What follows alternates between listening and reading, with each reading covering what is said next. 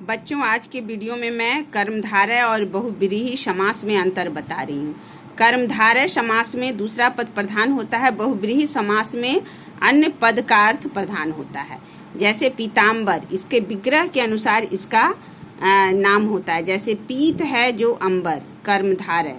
पीताम्बर, पीत है अंबर जिसका, अर्थात भगवान कृष्ण, बहुब्रीहि। नीलकंठ, नीला है जो कंठ, कर्मधारय।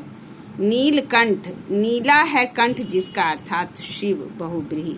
तो आप लोग बहुब्रीहि और कर्मधारय में अंतर अच्छी तरह समझ गए होंगे। विग्रह के अनुसार भी समास का नाम लिखा जाता है। जैसे पीताम्बर में पीत है जो अंबर, तो वो कर्मधारय हो गया। और पीताम्बर को अगर इस तरह से विग्रह किया जाए कि पीत है अंबर जिसका, अर्थात श्री कृष्ण, तो वो बहुब्रीहि हो गया। उसी तरह एक दो समास जो हैं, कुछ एग्जाम्पल हैं जो द्विगु और बहुब्रीहि में भी मिल जाते हैं। जैसे द्विगु समास में पहला पद संख्यावाचक विशेषण होता है, दूसरा पद उसका विशेष। और बहुब्रीहि समास में भी पहला पद संख्यावाचक हो सकता है, परंतु इसके दोनों पद मिलकर तीसरे अर्थ को स्पष्ट करते हैं। जैसे चतुर्भुज में पहला पद विशेष संख्या है और दूसरा उसके विशेष है, तो इसलिए ये हो गया चार भुजाओं का समूह चतुर्भुज, द्विगु हो गया यहाँ विग्रह के अनुसार। और ऐसे चतुर्भुज है, चार भुजाएं हैं अर्थात जिसकी, अर्थात विष्णु, तो यहाँ पर विग्रह हो गया अर्थात विष्णु, तो यहाँ बहुब्रीहि समास हो गया। तो विग्रह के अनुसार भी समास को डिफाइन किया जाता है। और कभी कभी आप लोगों को विग्रह के अनुसार ही समझना होगा कि कौन सा समास है।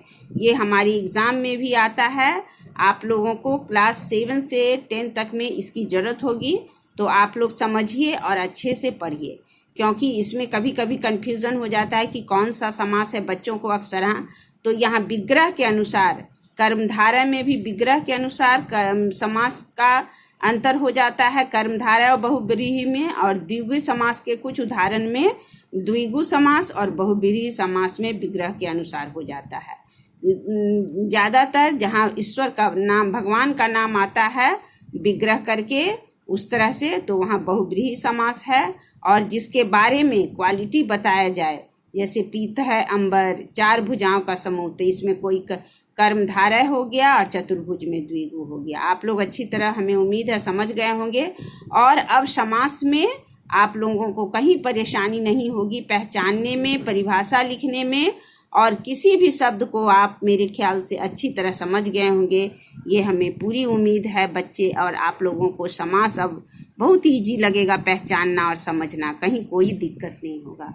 Thank you. आप लोग बनाइए और समझिए और मेरे चैनल को सब्सक्राइब कीजिए, ताकि मैं दूसरा अपडेट दूं तो आप लोगों को परेशानी ना हो और अच्छे से आप फिर समझ सकें।